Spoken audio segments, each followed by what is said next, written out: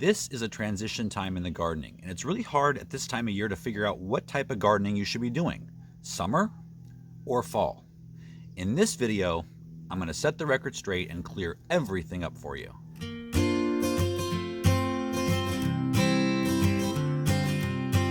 Hey, I'm Brian with Next Level Gardening. If you're looking to join an online garden community that offers tips, tricks, and support to help you take your garden to the next level, you're in the right place. Get started now by clicking subscribe and hit the bell so you never miss anything. Now let's get growing. I am sitting in the site of our future vegetable garden. Now, if you have no idea what happened and what's going on and where is the gazebo and the blue raised beds behind me, you have some catching up to do. Head over to our new Homestead channel, Next Level Homestead, and get caught up, get all the information. But yes, we did move, and this behind me, even though it looks like nothing now, will soon be our new vegetable garden, and I cannot wait to get started on this in just the next couple weeks. Now, I know what I'm planting for fall, and I want you guys to know what you can plant as well. And you might be in a completely different climate than me, and you probably are since we have viewers from all over the world. But in order to find out what you personally can grow in the upcoming few months, you need to find out your first frost date. Now in the spring, we talk about last frost date. We're switching gears now, and we're moving to first frost date. And that's the first time that frost typically visits your garden at this time of year.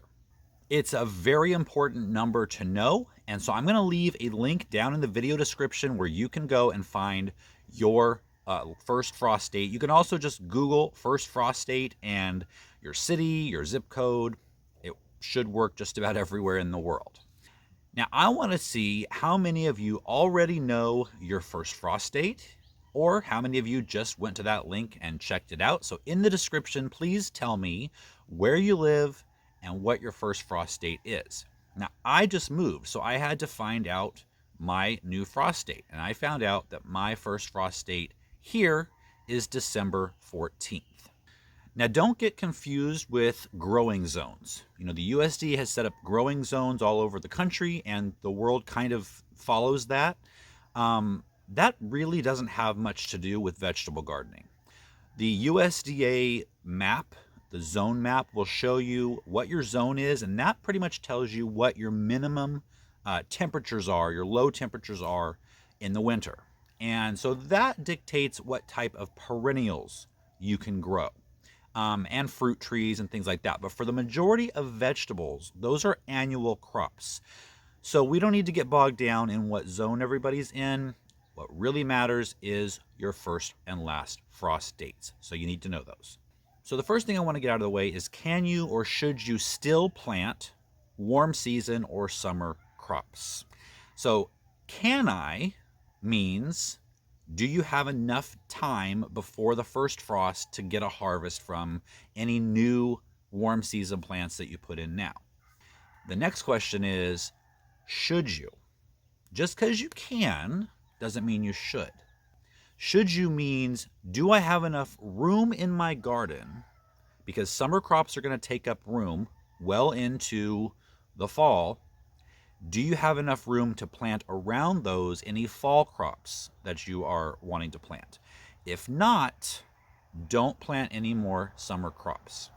Now, the one exception to that is if you were in a really mild winter climate where you don't get frost, or maybe your frost doesn't come till December like mine, then you could put in some summer crops now and still, you know, in a couple of months, be able to take those out and put in fall and winter crops that will then grow all winter long. So that's the one exception. If you do have plenty of space for both, or plenty of time for both, then get those planted in the ground, and at the same time, go ahead and get your cool season crops started indoors, because those will need to go out in about 4 to 6 weeks. Now, why do I say start them indoors?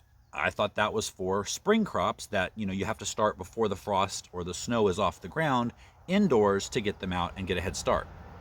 The thing is with cool season crops that are getting started now, if your temperatures are in the mid 80s to 90s, your seeds that you plant of your cool season crops are not going to germinate. they will just sit there until the weather tells them it's time, it's cool enough to now get started.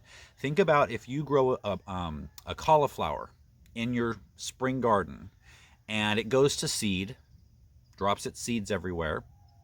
If those seeds sprouted immediately, it would be growing through the summer, which is a terrible time to grow cauliflower.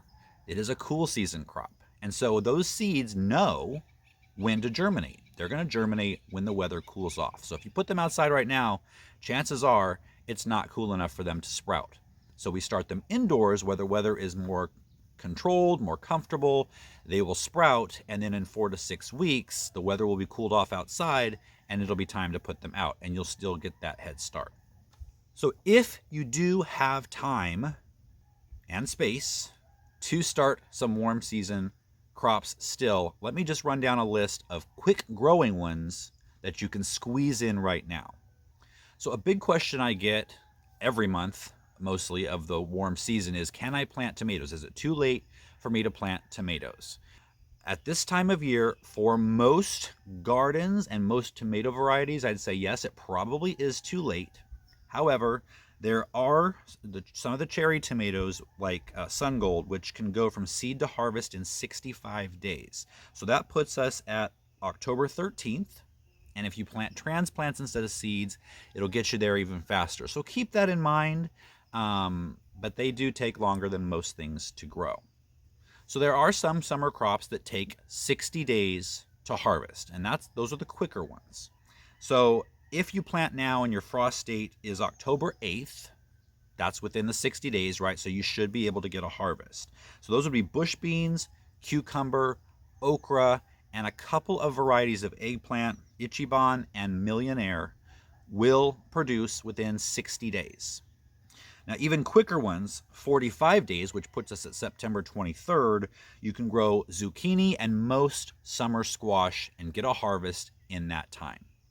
So that's probably it for warm season plants to grow and to start in August. So let's move on now to what most people are probably interested in. What are the fall crops that I can plant in August? So let me just list off the cool season crops, because there are actually, I think, a wider variety of things to grow during the cool season than in the warm season. And the cool season has less pests, less disease, so it just makes it more pleasant.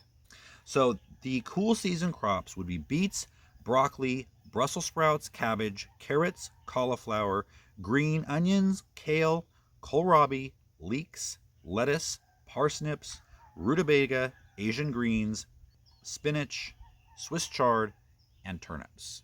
So to know which one of those to plant and when, find out your first frost date and then count back.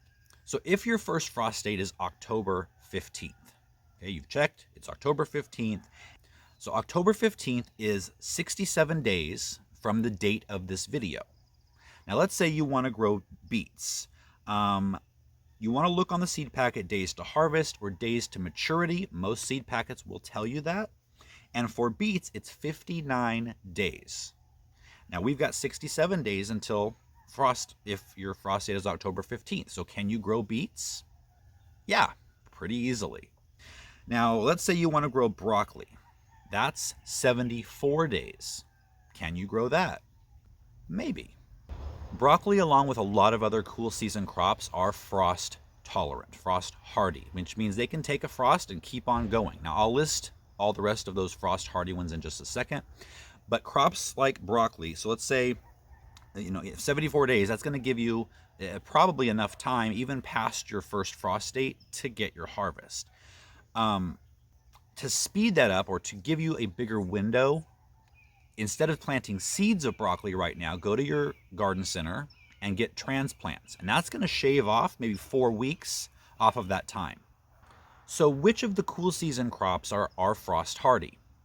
Well, and by frost hardy, sometimes with root vegetables and things like kale, if they get frosted, they actually become sweeter.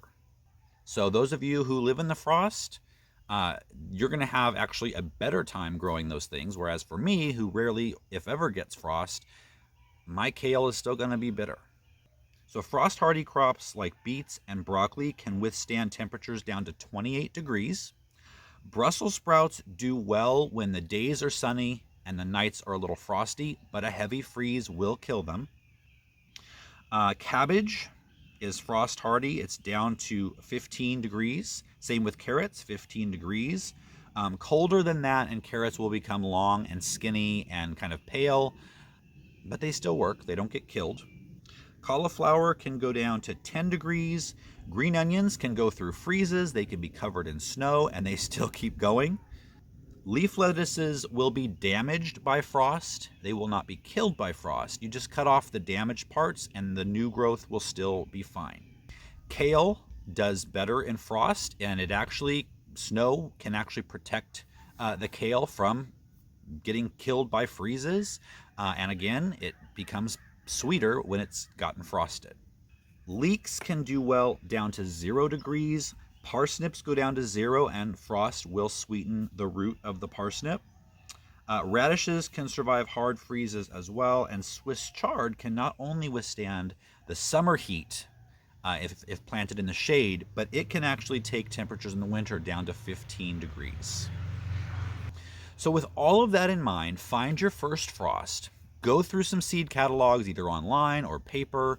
I'll list a couple of my favorites down below, but go through there, see what you want to order them, and then within the next couple of weeks, I'm going to be starting my seeds for my fall garden. That looks like nothing right now, but it will. So we can do that together. We'll also talk about preparing the soil, either in a new garden like this, or if you've been growing but your soil needs some rejuvenation, we're going to talk about doing all of that before the fall garden gets started as well. So let me know in the comments where you are, your first frost date, and what fall crops you're looking forward to growing. If you learned something, please give the video a thumbs up. It really helps the video and the channel. Again, consider subscribing to my new Homestead channel, Next Level Homestead, and I will see you guys later.